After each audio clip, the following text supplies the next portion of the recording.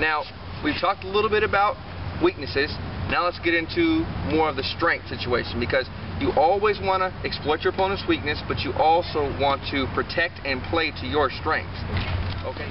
Now, the last time that I saw you play was just last week, and it was against Olga Savchuk of Ukraine. Now, you were really hitting the balls well. You were really moving well. What types of things were you using in your game to give her trouble out there on the court? Well, I was obviously trying to play to my strengths. I was trying to use my serve. I was trying to dictate as much as possible, which I feel is important in every match that you play. But, I really just tried to stay mentally strong, because when you go out and you play girls who are ranked high in the world, sometimes it can be intimidating. So I felt like I stayed mentally strong, and I did the best that I could do, and I'm going to learn from my mistakes that I did in the match. So definitely tried to do that. Cool, very good. You did come up a little short in the LA Women's Tennis Championship last week, but what types of things are you going to be working on between now and your next match in Albuquerque, right? Possibly. Possibly. What are you going to work on to make sure that the outcome is more favorable for you and possibly come back with the crown? Well, I'm definitely going to work on the weaknesses that I saw in the match this week. I felt like I could have played a little bit better, hit a little bit, maybe didn't miss as much as I should have. So I'm definitely going to be working on hitting thousands of balls. I'm definitely going to try to see if I can, work out a little bit more, get in better shape, because you can never be in good enough shape. And, try to work on some of the weaknesses that I saw, maybe just practicing a little bit harder. Cool. So it is very important that once you notice weaknesses in your game, that you try to strengthen those. Right. You don't always want to be lopsided. And I always tell people when I come in contact with them is, yeah, play to your strengths, but if you ask me on what you need to work on your weaknesses first, so you can give your game more of a balance. Right.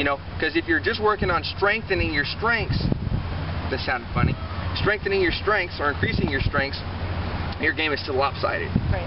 So you're either your weaknesses could get weaker or they'll stay the same. Either way, you're still vulnerable. So work on your strengths. If you know your serve needs work on that. Work on that first. Work on it more. If you know you have a powerful forehand, give it a couple of drills, give it some game tests, and see how it works.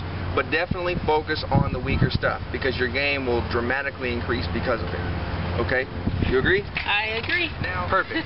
We're winding down here, but I just wanted to ask you, for a lot of the Tennis Mind Camp members out there, or anybody who's watching this interview around the world, if they're trying to get to your level, they're trying to get to the pros, they're really hungry for it, but they have, encountered a little bit of negativity, maybe some obstacles in the way, they feel real frustrated, they're not accelerating or increasing their level of play at the speed that they like to.